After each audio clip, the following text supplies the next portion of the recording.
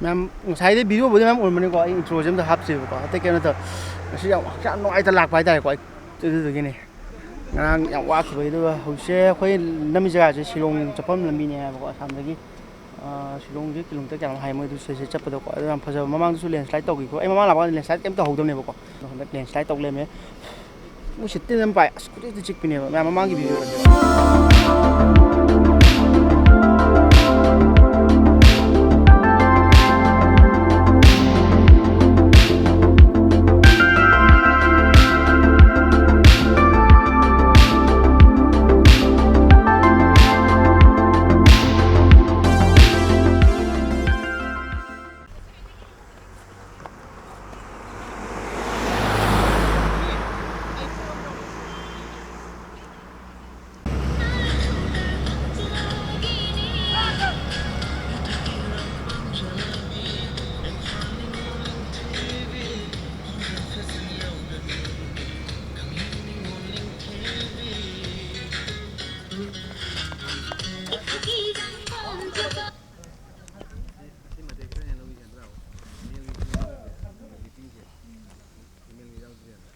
moi se samu thokpam le ba ko ado shooting na samu se pa la be ka de ka ka chen de be ka ya adu dum le ado hause cha bagan haidi chamna thabam do ado mu shooting tawdine khotune high location ko sadu sa ne samu thole ni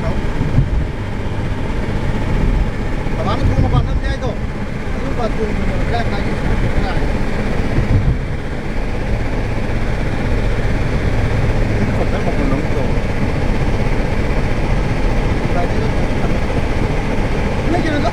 खाली नहीं हाँ दिन से जरूर चुका लो यार second उठावा this is Sandhya Kirani and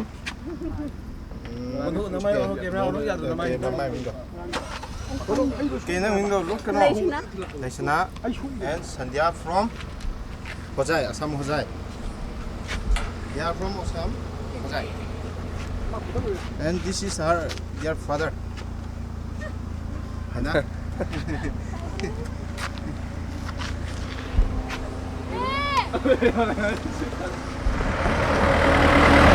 Shooting spot Lamding and on Lamding.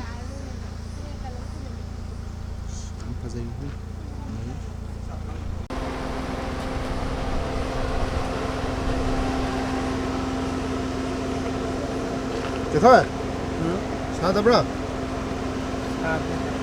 kia nó như kia cái nó mà là tôi rồi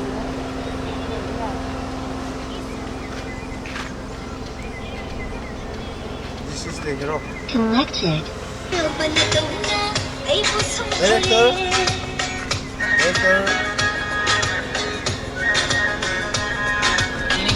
and this from Assam Hojai.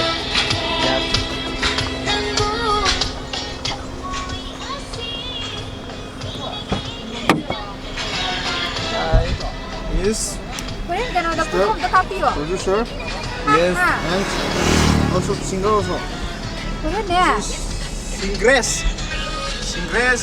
Kirani natte Sangeeta. Suchitra, Sangeeta kind of me. From Manipur. Malak.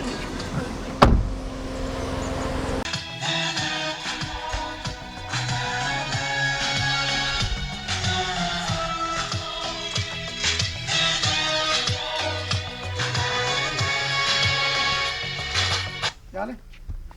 ¿Cuánto? ¿Cómo te pasaste? ¿Qué no? ¿Salía? ¿Se lo oye? ¿No lo oye?